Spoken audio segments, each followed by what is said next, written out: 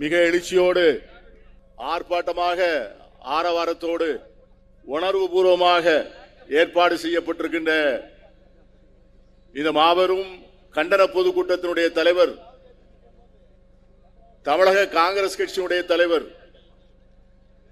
நம் அன்பிற்கும் மரியாதைக்கும் உரிய அன்பு சகோதரர் செல்வ பெருந்தகை அவர்களே, அகில இந்திய காங்கிரஸ் கட்சியினுடைய பார்வையாளர், நம்முடைய பொறுப்பாளர், அன்பிற்கும் மரியாதைக்கும் உரிய கிரீஷ் அவர்களே,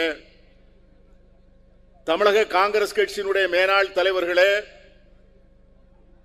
நாடாளுமன்ற சட்டமன்ற உறுப்பினர்களே, மாநில காங்கிரஸ் கட்சியுடைய நிர்வாகிகளே,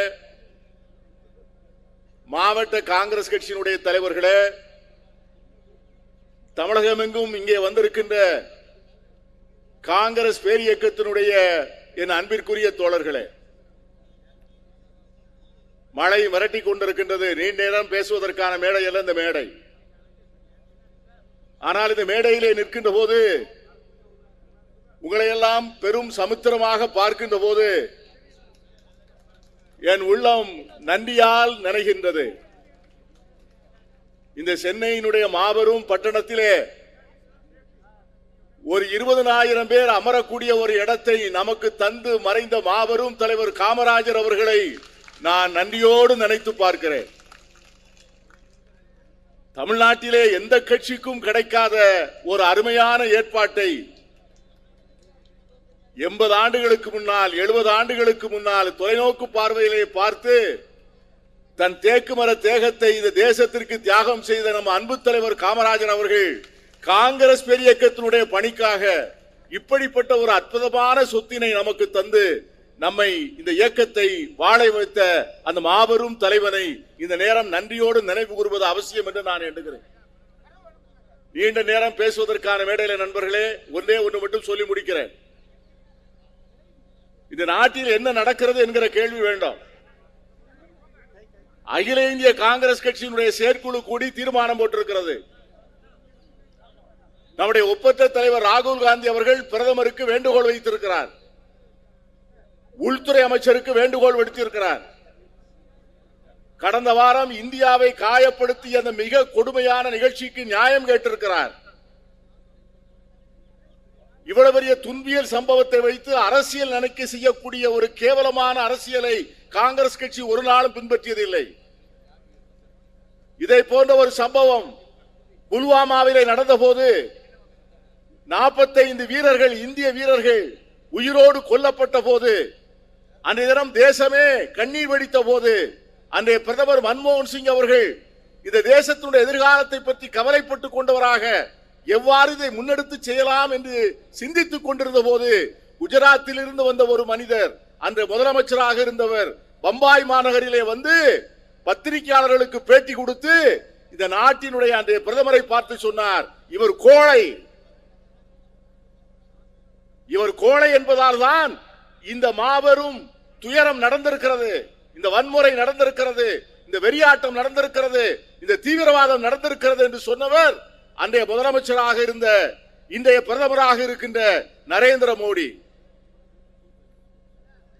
பத்திரிகையாளர்களை சந்தித்தார். ஒரு தேசம் நெருக்கடியிலே இருக்கின்ற போது எல்லா எதிர்க்கட்சிகளும் ஒத்துழைப்பு தர வேண்டும் என்று கேட்கின்ற இன்றைய பிரதமர் தான் அன்றைக்கு ஆளும் கட்சியாக இருந்த காங்கிரஸை பார்த்து, பிரதமரை பார்த்து கோழைகள் என்று திட்டினார். ஆனால் இன்று நம்முடைய நெஞ்சம் நிறைந்த நம்முடைய அன்பு தலைவர் ராகுல் காந்தி அவர்கள் எவ்வளவு பெருமையோடு, எவ்வளவு பெருந்தன்மையோடு நடந்து கொண்டிருக்கிறார்கள் என்று சொன்னால், நரேந்திர மோடியை பார்த்து ஒரு வார்த்தை குறை சொல்லவில்லை, இந்த அரசாங்கத்தை குற்றம் சொல்லவில்லை. மாறாக காங்கிரஸ் கட்சி இந்த அநியாயத்தின் மீது, அக்கிரத்தின் மீது நடவடிக்கை எடுப்பதற்கு எல்லா விதமான ஒத்துழைப்புகளையும் தருவோம் என்று பகிரங்கமாக அறிவித்திருக்கிறார். அதுதான் ராகுல் காந்திக்கும் மோடிக்கும் உள்ள வித்தியாசம். நான் கேட்கிறேன் நண்பர்களே, இன்னைக்கு 10 நாட்கள் ஆகிவிட்டன. இதுவரை என்ன நடவடிக்கை எடுத்திருக்கிறீர்கள்? பாகிஸ்தானிலே தீவிரவாதிகள் எல்லாம், பயங்கரவாதிகள் எல்லாம் அவர்கள் இருக்கின்ற இடத்தை காலி செய்து ஓடிய பிறகு அங்கே போய் தாக்குதல் நடத்த போகிறீர்களா? விமானத்தை ஓட்டி காண்பிக்கிறீர்கள், கப்பல்களை கடல்களிலே விடுகிறீர்கள், பிரதமர் அடிக்கடி கூட்டம் நடத்துகிறார், ராணுவ அமைச்சர் கூட்டம் நடத்துகிறார். ஆனால் என்ன நடக்கிறது எனக்கு தெரியவில்லை எப்படி நடந்தது என்று. இன்னைக்கு ஞாயிற்றுக்கிழமை மெரினா கடற்கரைக்கு நீங்கள் போய் சொன்னால் அங்கே ஒரு 10,000 மக்கள் இருந்தால் அங்கே ஒரு 1000 போலீஸ்காரர்கள் நிற்கிறார்கள். இந்தியாவிலே எந்த நாட்டிலே எந்த ஊரிலே 1000 மக்கள் கூடினால் அங்கே 2 காவலர்களுக்கு மேல் ஒரு இன்ஸ்பெக்டரோ ஒரு டிஎஸ்பியோ இல்லாத ஒரு மாநிலத்தை மோடி சொல்லட்டும். 3 லட்சம் பேர் ராணுவம் இருக்கிறது காஷ்மீரிலே,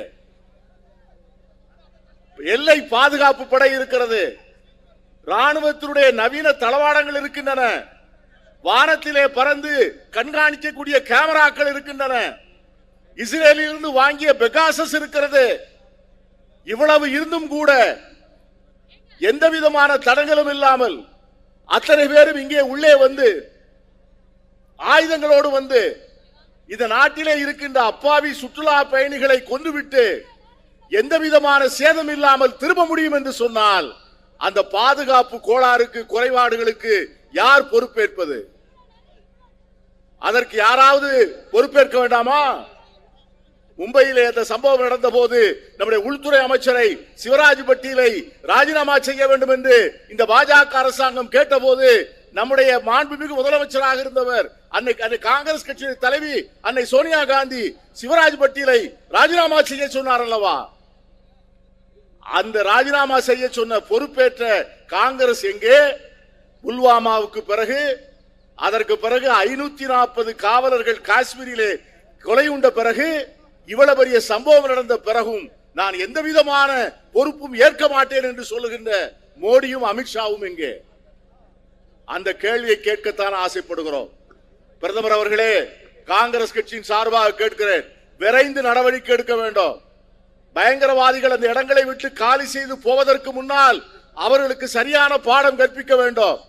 அவர்கள் காலி செய்து போய்விட்ட பிறகு அந்த வெறும் இடத்திலே போய் நடவடிக்கை எடுத்து பயனில்லை. ஆகவே காங்கிரஸ் கட்சியின் சார்பாக கேட்கிறோம், தீவிரவாதிகளின் மீது கடுமையான நடவடிக்கை எடுங்கள், எந்த விதமான நடவடிக்கையிலும் எடுங்கள், அதற்கு ஒத்துழைப்பு தருகிறோம். அப்படி நடவடிக்கை எடுக்க முடியவில்லை என்று சொன்னால் நீங்கள் ராஜினாமா செய்யுங்கள் என்கிற கோரிக்கையோடு விடைபெறுகிறேன். நன்றி, வணக்கம்.